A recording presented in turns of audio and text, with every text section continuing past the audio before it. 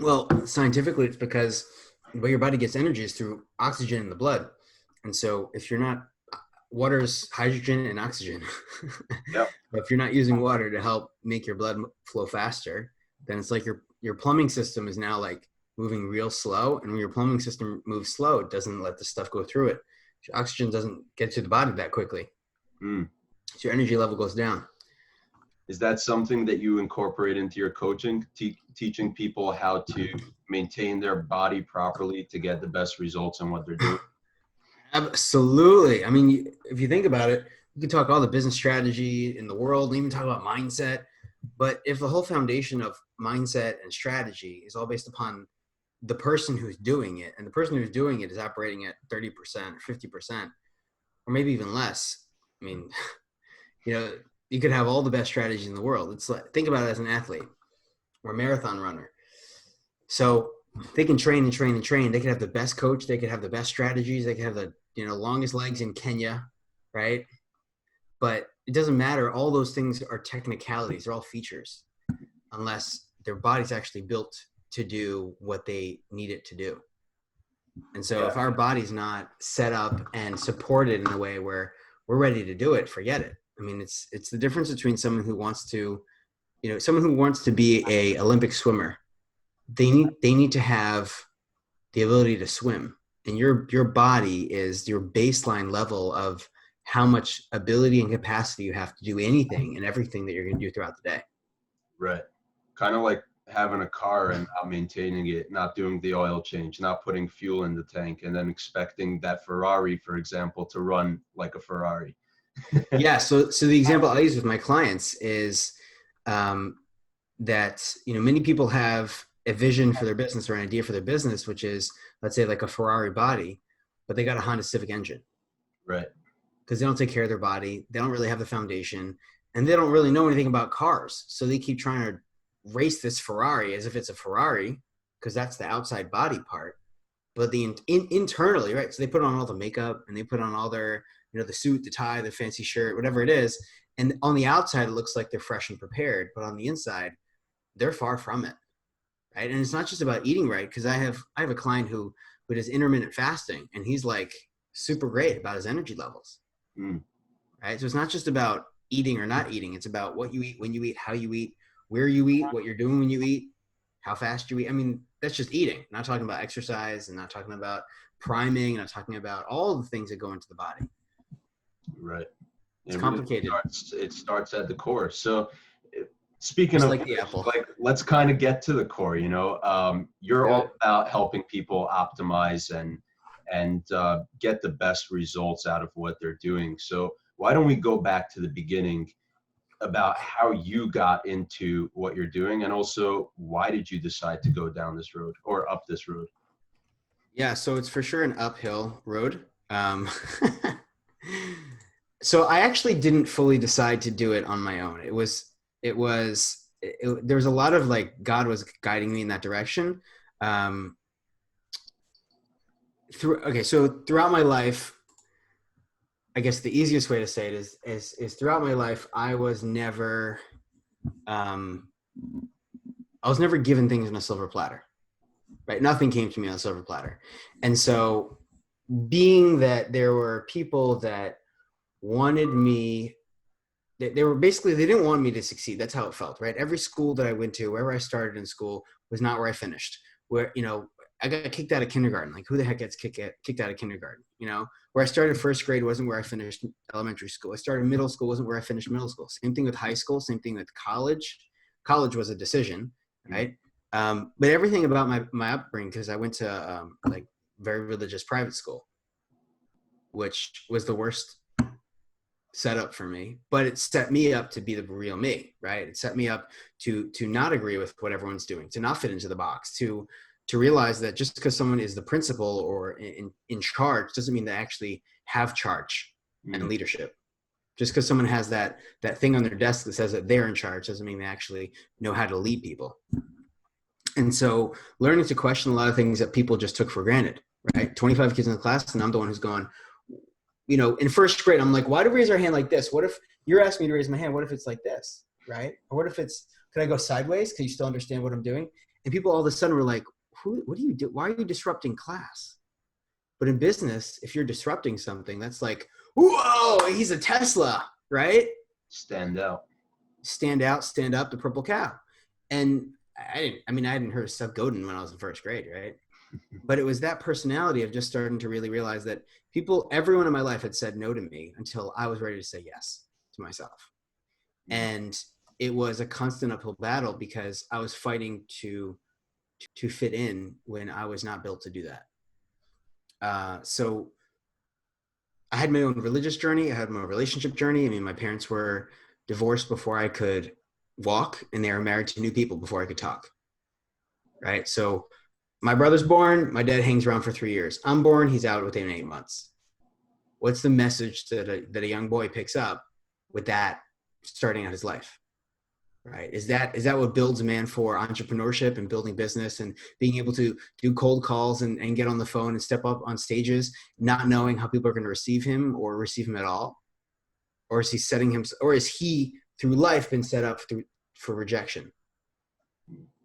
Right. From like the one man figure in my life, right. Growing up, or lack thereof. So that I guess the beginning would start there. And, if we were to just kind of fast forward into, graduate school, basically I'm one of very few business coaches who have been through a full university. I went to a top 40 university. I had an amazing high school education because I left private high school and went to public school. Had an amazing private high school education, one of the top 4 in the state, which was fabulous.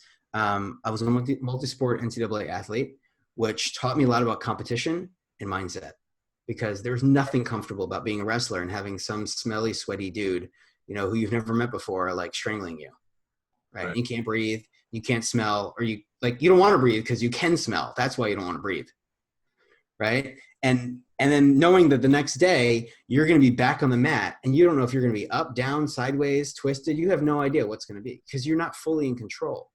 But you know that right now you have to make decisions, because if you don't make them, your competitor is going to. Right. And I think that's a huge lesson for many entrepreneurs, because we're often looking out and we're trying to see what's everyone else doing. But entrepreneurship is not shopping. Right. We're not walking around going like, what's the new styles out there? What do the stores have? What's the new trend this year? What is she wearing? What does he have? What kind of watch? Those things are nice, but we don't have the luxury for that in entrepreneurship. If you're going to really step things up in your business, you have to make decisions. You have to be willing to make them, even if they're 80% perfect. Because that last 20% is where your competition gets in front of you. It's where you stop yourself because you're overthinking. And there was no opportunity for me to just look around and see what are my teammates doing? Or what's my opponent about to do? I mean, I think that there's some research and understanding your competitor and your opponents. But when you're on the wrestling mat, I mean, we're talking NCAA. My first match was, I give a keynote called "My Match with the Marine," because that was here I am, NCAA in a private school, top 40 school. I was going pre-med, and so it's 7:30 at night when we start practice. I had already been through 12 hours of work between morning prayers, religious studies until 3:00, and then chemistry lab and biology class and physics, like all those. And here I am, 7:30 is like, here's my downtime, right? I'm preparing to wrestle with our first match, which we hear is going to be wrestling with the Marine, West Point. I don't remember. It was one of these Marine schools, like a Marine college. And I'm going, seriously, guys, you couldn't give us like an easy start, right? So I did lose that match, right? I knew I was like, listen, this is going to be the fun 18 seconds of like the first part of my career. And hopefully I'll have a second match. Like my goal of this is to get to a second match, right? But it was realizing that when you're in that moment, I had a flashback to my father leaving and saying, am I going to reject myself right now? Or am I going to say yes to me? Even if the result that's about to play out might not be the one that I want, I'm ready to fail because I know that that's not my win. My win isn't the fail right now. My win is something further down, right? Maybe it's the third match or the fourth match, but I'm not doing this to win my opponent. I'm winning this to win me, to get me focused, to be able to step on and know that I can get hurt, It's possible this guy might make me look like a fool. You know, in high school, they were just starting to allow females to wrestle. And so there was one match where it looked like my weight class and the opposing team's weight class, the girl on their team was going to be my competitor. And so in the mind of a high schooler, it's like, you're going to wrestle a girl. Like, can you hurt them? Can you not? Can you this? And it was fascinating because when we're in uncharted territory, we make up all these rules and we stop ourselves because we think we're supposed to be a certain way. Well, hold on a second. You're in uncharted territory. There's no rules about that. So I know I'm sharing a lot of different pieces from my story because there's a lot of themes that when you're in business, you can't control, you can't predict, you can't automatically win. And very often the win is actually losing right now because you're building what you need to win up there. I think it's so important to realize that, because first off, kind of knowing what your goal is and being able to take that step back and say, I'm gonna put my pride aside to realize that what I do right now might get me to the next step, regardless of how this turns out specifically. And also something interesting that you said is these agreements that we make with ourselves in our head. It's funny, I was just reading the Four Agreements a couple of weeks ago, great book. Yeah. And one of the things he says is we all make these agreements with society, with the world around us, that kind of control the way we live. And once we realize that, and we could take that step back and kind of rehash those agreements that we've made, you could change the outcome of your life. Amazing. It's amazing thought. So Yeah. I'm curious, from that point, living in that wrestling world definitely kind of gives you this entrepreneurial experience in a way, where being in the muck and being forced to deal with difficult situations, not knowing how it's going to turn out. I'm sure that kind of prepared you for getting into the world where you're running your own business and you don't know what's going to happen. And I think a lot of people right now are feeling that because of what's happening in the world. They're not sure what's happening, especially business owners and entrepreneurs, because they have so much more pressure on their head. What is your outlook on that? What do you usually tell people when it comes to that uncertainty, dealing with that uncertainty in the most effective way? This is a great question. So first of all, when you're in your head, you're dead. Right? If I'm a wrestler or I'm a business owner, I'm facing an opponent or an obstacle. If I'm thinking, I'm making calculations, I'm trying to predict the future, I'm trying to, make decisions up here. When I'm up here, I'm dead. When I go down here, when I get out of my head into my body, when I'm able to make clarity and direction and decisions and have insights and ideas from a place of synchronicity, meaning where my heart and my mind and my soul, like my vision, my soul, what I'm drawn to, are all in line, then I'm in a place of harmony. And from there, you can actually make amazing decisions. And you're in a place of clarity because, when you're stressed, your brain waves and your heartbeat are actually totally not in sync. They're not connected. And this actually is research from the Heart Math Institute in Miami that found that with the 2-minute practice, you can literally synchronize your brain waves to be in harmony with your heart waves. And when you do it literally within 2 minutes, and when you do that, what happens is your decision making and your clarity about what are the best next steps suddenly become way more in tune, right? So if you, let's say, have a rock song and then you have a classical music song and you're trying to play them together, it sounds worse than just listening to one by itself, right? Mm-hmm. But if you learn, okay, well, here's the chords of this and here's the music of this, how can I harmonize them, right? Then you hear, let's say that's what a DJ does. They synchronize what are the right sounds that sound together, and they flow so well. They actually sound even better than it did before. That's why harmonizing is so beautiful. When you don't have heart-mind harmony, that's what I call it, then things are totally out of whack, and then people are trying to just control things because they're feeling out of control. But here's the beauty about life. You can control very little, except for this and this.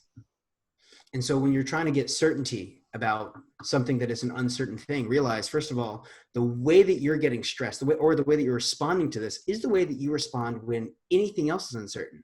When it's, Sabbath starts at 6:30 and it's 6:28 and you're going like, how am I going to finish this? Whether you freak out, get angry, get stressed, start crying, maybe you get sad, maybe start laughing, maybe start cracking jokes to deal with it. However, whatever your go-to is there, is your go-to also going to be during Corona?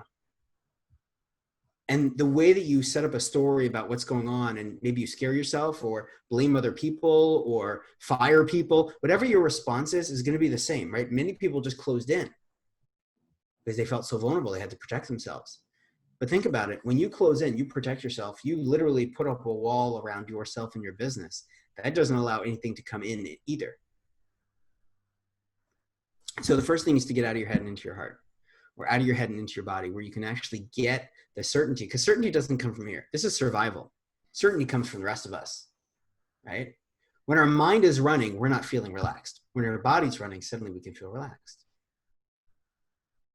I like that.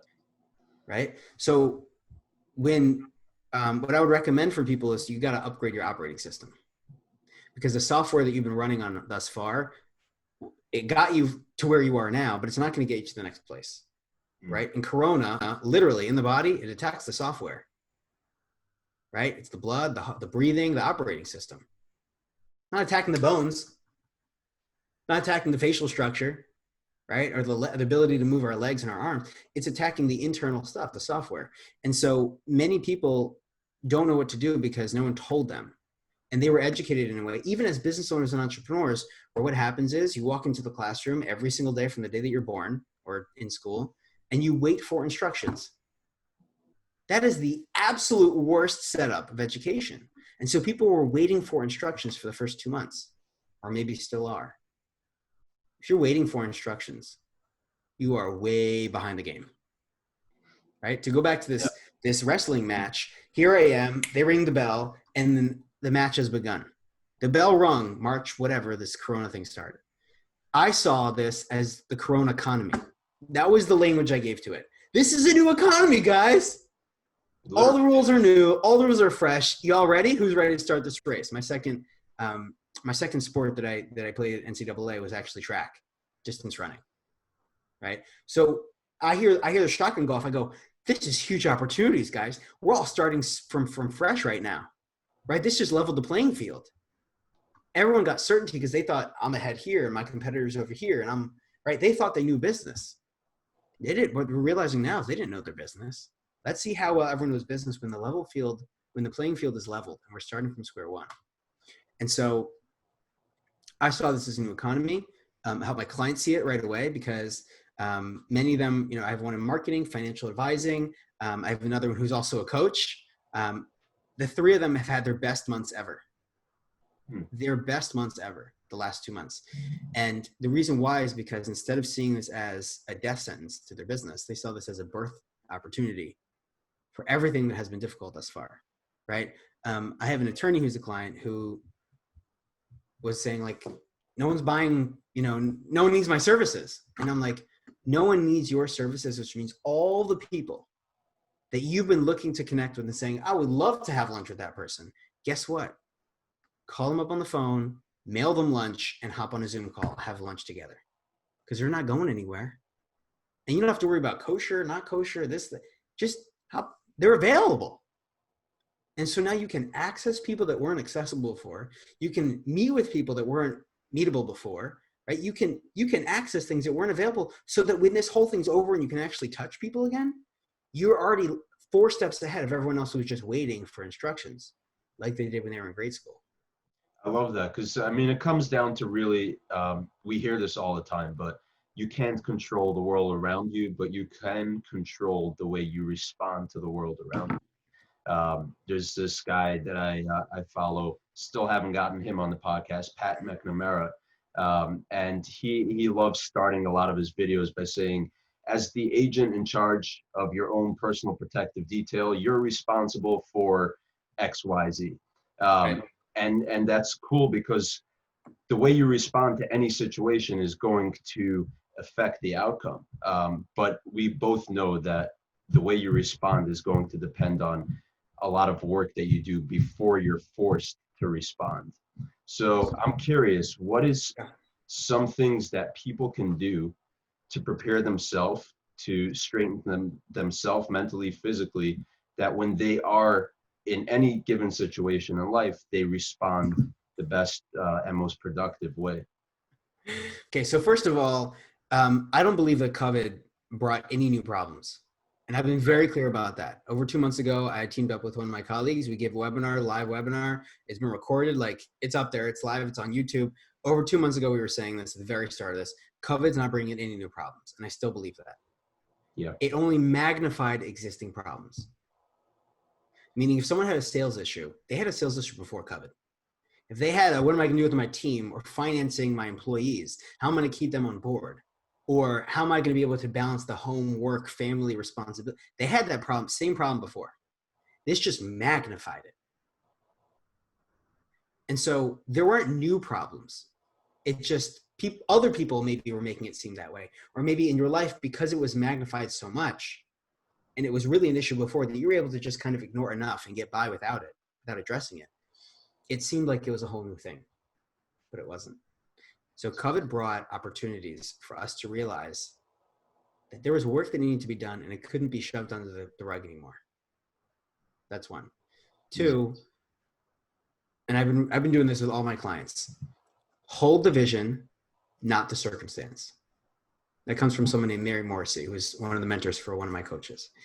And which means that whenever you're facing something that's a difficulty, you have to hold the vision of where are you going? Where's that place that I'm so clear about where I want to go? I want to make 400K this year. I want to make 8.4 million this year, whatever that vision is.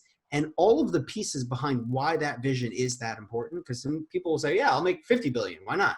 Yeah, but if you break down for me why it is that you want to make 50 billion, and we only come up with enough reasons that get you to 500K, you're not making 50 billion. You're making at most 500K. People might want all the money. They may have a vision for, the yacht, the car, whatever it is. But if you don't have enough reasons to get it, it's not going to happen. If you show me your bank account and where it was before COVID, where it is now, I will be able to tell you exactly how many reasons you have to get a certain outcome in your financial income and your business income. You know how I can tell? Because we're looking at your bank account. It's objective data.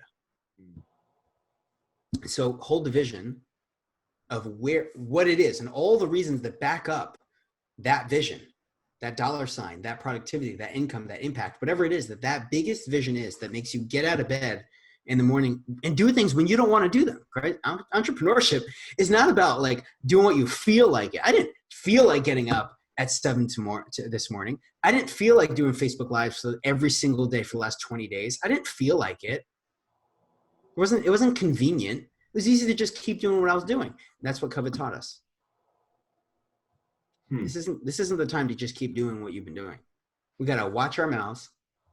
We got to watch where we're going. We got to watch who we're hanging out with. We got to realize that all the celebrities in the world, all of a sudden, how much value are they? I mean, don't get me wrong, something amazing about a 7'4" basketball player, right? Or the best MLB players. But right now, celebrities are worth, there's no value there. Because we're realizing, you know what? You know who the real heroes are? It's the moms and dads, the kids at home, and the people who are taking care of our health so we can even live to enjoy the entertainment available in this world. There's a whole paradigm shift, right? Because there was this whole thing of healthcare, like doctors. I was in healthcare for 6 years. I mean, I left healthcare, right? That was where I spent 2 doctorate programs and studies and learned a lot of the science that I use in my clients. But realizing that who's the real heroes, right? And realizing, you know what, for me, my kid's my hero. My 4-year-old's one of my heroes. She teaches me something every day. But that wasn't something that I was able to see before this. So holding the vision of what really is going on rather than the circumstance of what's going on in the world. What are the circumstances in my business? People freaking out, I don't know, about money, the sales are going, should I pivot, should I not pivot? Whatever the questions are that are going on, those are the circumstance. But there are almost no questions when you're clear about that vision. And then you have the strategy to bridge that vision to the circumstance. And that's what we've been doing with my clients. I love that, because at the end of the day, when there's very little that can't be solved by critical thinking and action. And Yeah, this and is emotional clarity too, right? right. Because your strategy, your vision isn't concrete. It has to be. Otherwise, you're blindsided, literally, by whatever comes up. You're literally blindsided by whatever's going on if you're not clear about that vision. Hmm. And what's amazing is, by the way, is that you can have athletes that are amazing at their field and they can thrive and be gold medalists, but somehow they suck at business. Or once the game's over, a month after the Olympics, and they're top of their they crash, they're arrested in London for who knows what, right? All kinds. Why is that? If business is like sports, what's going on? The answer is that in sports, they're so clear about that vision. The rules of the game are defined. The outcome is defined. They know what that is. They know their competitors. They know what they need to do. And they can see that finish line. I mean, I remember running track and I'm like halfway through, I'm running through a mountain in upstate New York, right? This is one of the regional championships. And I'm like, it was a co-ed race. And I'm like, I got like cramps in my stomach. And I'm like, oh my gosh, am I like giving birth right now? I had no idea what was going on in my body. I'd never pushed myself. I wasn't sure if it was like blood, sweat, or tears, or all of them were just like coming up. It was so difficult. But in that moment when I saw the finish line that was around the mountain, down the hill, I was like, oh my gosh, you can do this.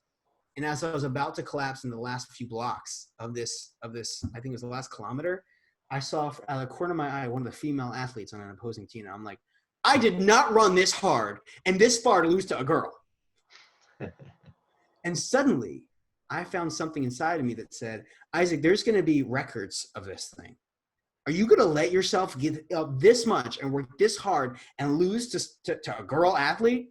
Now, mind you, I was like 20 years old, right? So that's how I thought. But it worked. And to this day, those statistics are on. You Google my name, you'll see where I placed in that race. And I know I pushed myself because there was someone else pushing me, because I said this is the vision. I know the finish line. I'm so clear about that. And many times when they leave the athletic world, the vision is not as clear as the circumstance.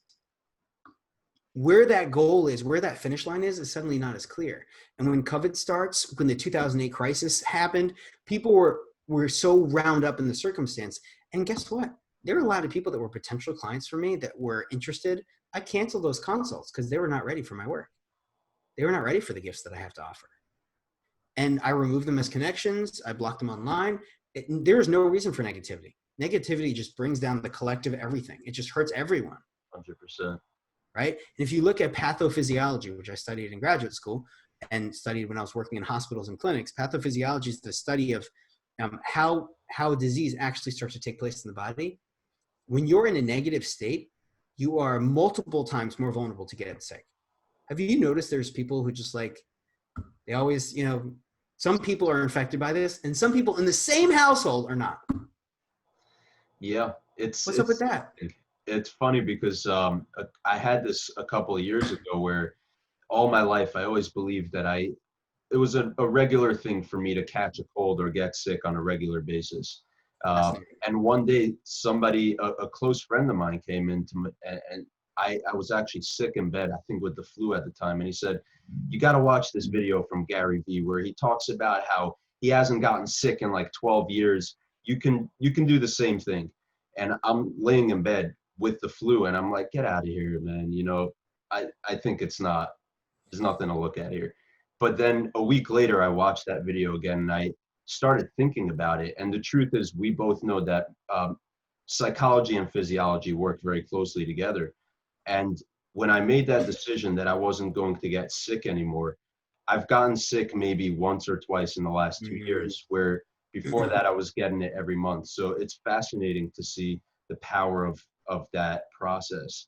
But I kind of want to hold on to something that you said before, which is that a lot of people might be really good in the field that they're in. The example we used were athletes, but then when it comes to business, they suck at it. And I see that a lot with entrepreneurs where they're really good at something, they're passionate about something that's for many people, that's the reason they started their business, because they love what they do. But when it comes to the business side of things, they suck at it. They don't know how to keep track of their finances. They don't know how to run a business. So I'm curious, in your experience, you know, working with different business owners across different fields and different verticals, have you seen that people have that issue, and how do people usually deal with it in an effective way that their business can continue growing while they can continue focusing on what they love to do? Okay, I love that question. What came to mind while you were talking about this was I'll share a story. So I was living in Las Vegas. I was in New York and then Las Vegas. So I was getting my doctorate, going for my doctorate in physical therapy, right? So that's a well-respected degree in the healthcare field. And in one of the outpatient clinics I was working in Vegas, one of the patients, actually several patients that I had, one in particular that comes to mind, was one of the top performers for Cirque du Soleil. So he was one of the lead performers in a Cirque du Soleil show on the Las Vegas Strip. Like, you gotta be, this is the top of the top of the top, right?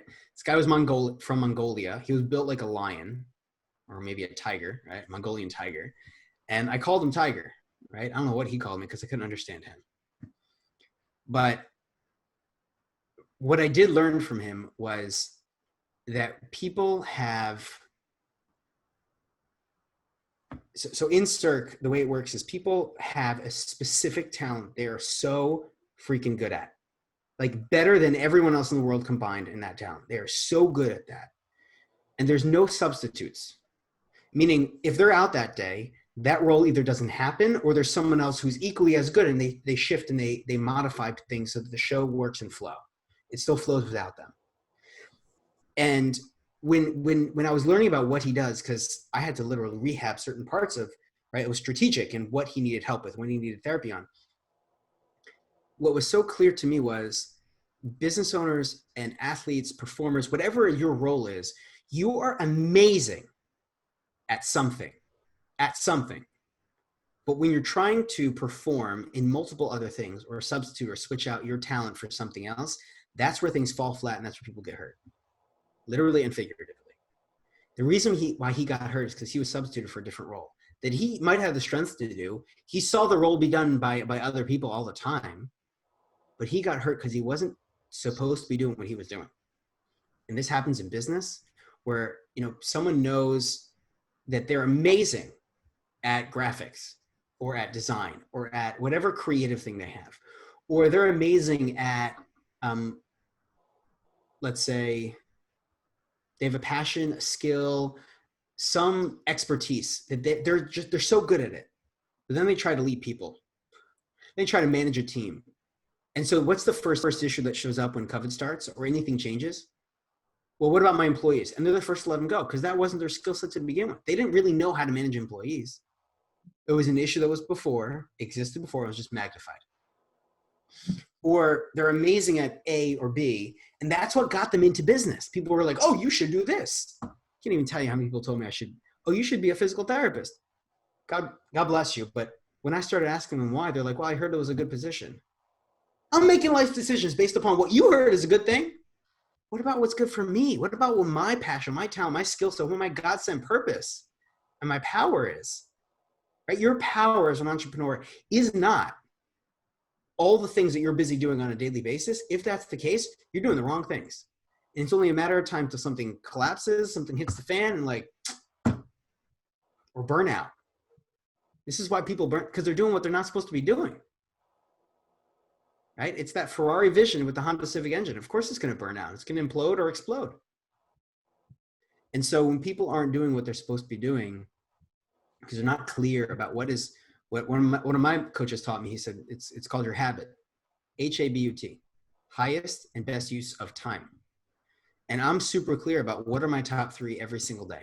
What are my top 3 for my team or for my family every single day?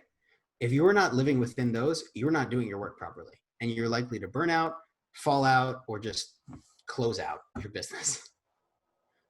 So an athlete has a skill.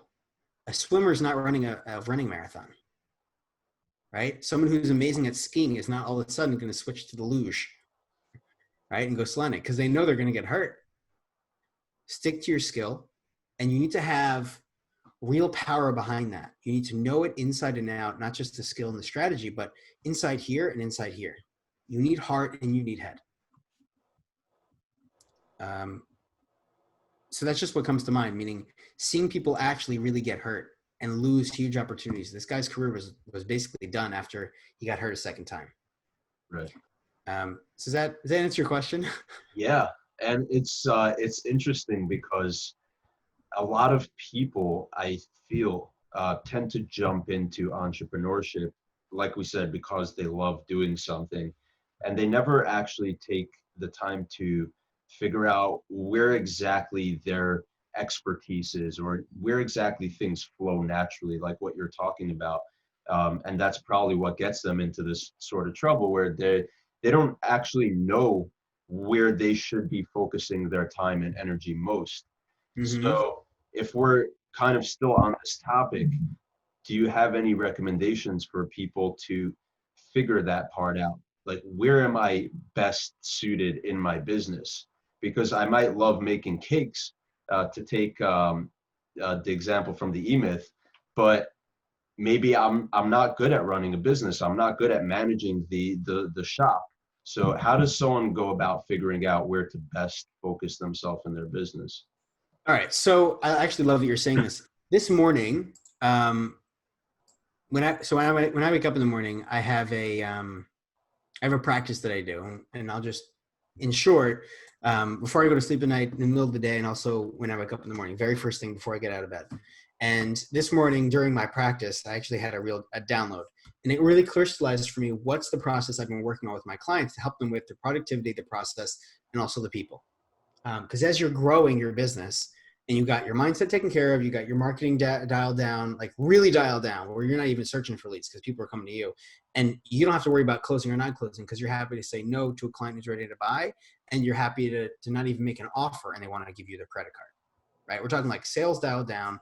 I call it sales das, which is kind of the Hebrew for like you got your wisdom, right? You got the wisdom behind the sales, and it's really clear and whatever. So people are all those things are dialed in. Then you got the productivity, which is doing the right things and doing them the right way.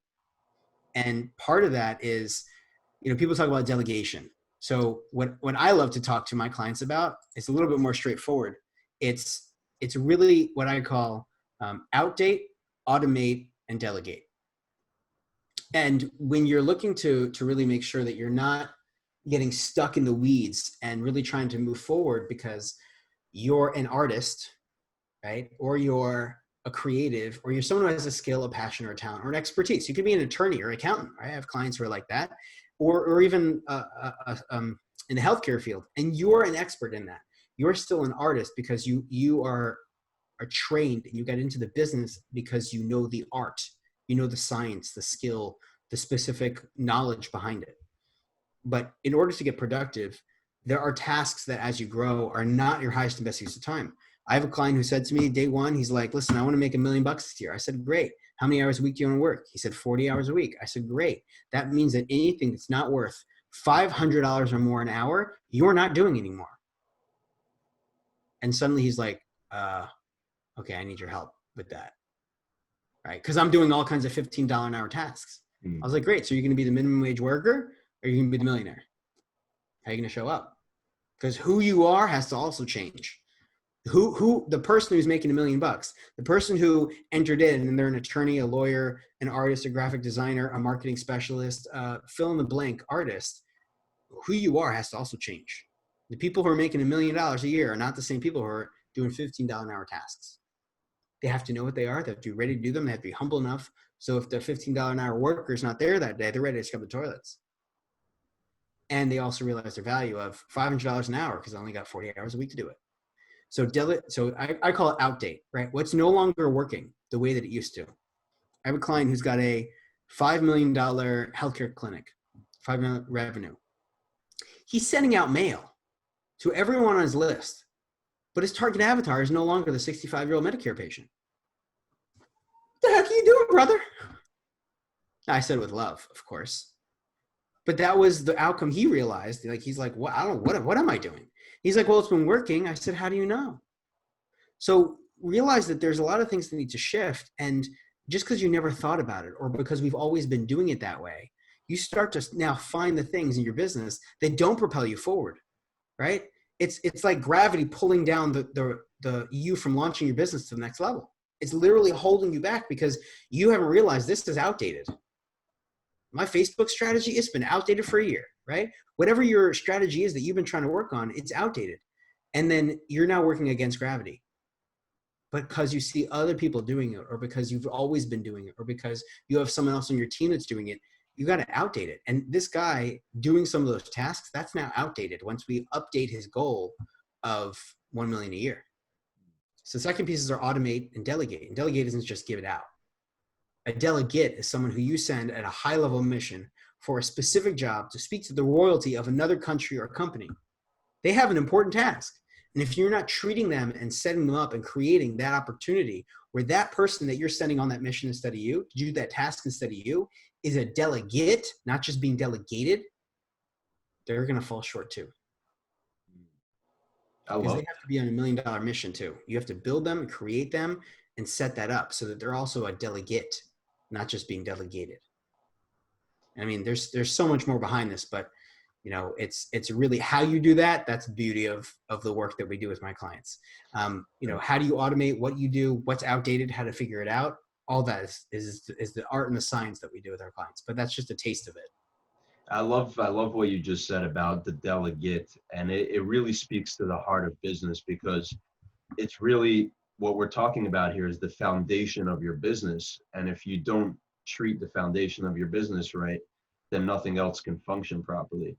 And I love that. So before we wrap up, I always like asking this question. I think this fits perfectly with what we were just talking about, which is, from your perspective, what is the difference between an entrepreneur and a power entrepreneur? I think the difference is where your power comes from.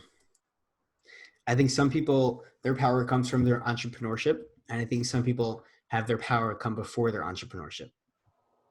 Meaning some people get power because they're making progress, they're making money, they're doing well, things have been working. But I think a real entrepreneur who's really powerful is powerful first, and then they bring that into their entrepreneurship. So for example, we start off the conversation talking about when things go wrong, how do you not go with them? The answer is that if you're an entrepreneur first and that's where you get your power, things are going to go wrong, and guess what goes with it?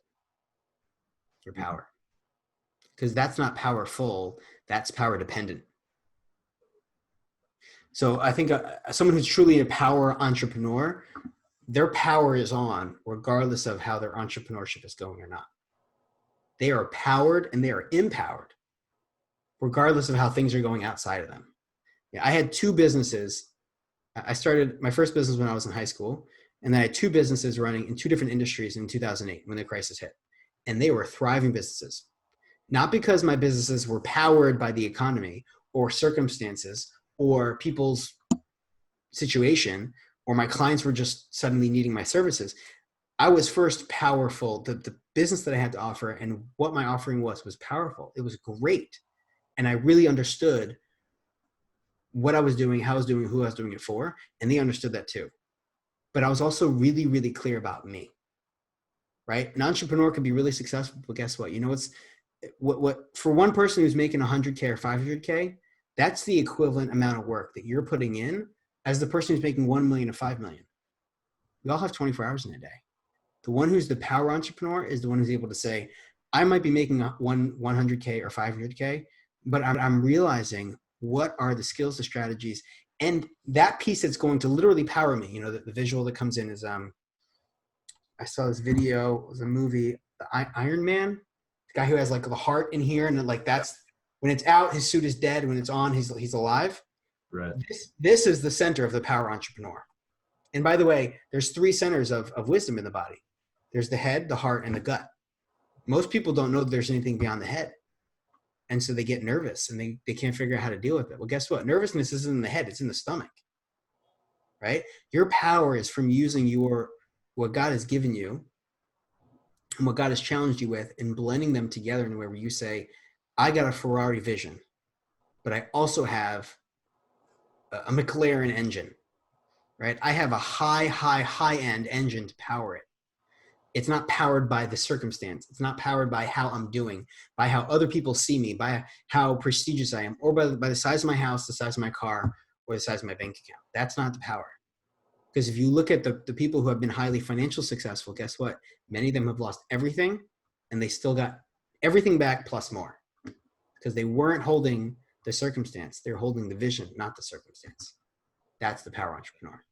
I love that. It's we could tell you have that psychological background because no one's given an answer like that before, and I really do love it.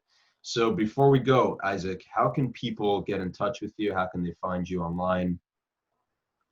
Yeah, so there's a great question. So I'm on LinkedIn and Facebook pretty much daily. The way to get in touch with me, isaacbardos.com, ISAACBARDOS.com is my website. You got my phone number. You can send me a message on there. I'd love to hear what landed for you, what resonated, what made you go, huh? What do you mean? Can you tell me more about that? You know, if I hit on one of your, something that made you curious, send me a message. I'm happy to share. For most of the time, if I have availability, I'm happy to give people 10, 15 minutes of a discovery to help them kind of get clarity on one thing. 90% of the time, it usually turns into enrollment conversations. But you know, I give so much free content on Facebook and LinkedIn. And I also have a group called From and Thriving Business Owners. It's for people who are Orthodox Jewish and thriving. That's a key. I've gotten a lot of people who want to get into that group. And I said, I just declined the request, because either they're not that, you know, from that religious base, that value set where basically they value Shabbat and the challenges that come with that lifestyle, which is, I think, important, or they're not thriving. A lot of people own a business, they're making money, but they're not thriving. Yep. I think we're really seeing that now too. And so now more than ever, we need community in order to have continuity, right? And teaching people in that group that there's two things that keep people back, right? There's stress and strategy, and we get into what that is and what that means. But that's the best way to really to connect with me. Send me a message. It's the ball's in your court to start the conversation. Start that conversation. Just hit the message button and take it from there. Yeah. Amazing. Isaac, thank you so much for coming on the podcast. My pleasure. Thank you for having me on. It's been great to have this conversation, and I enjoyed the interview.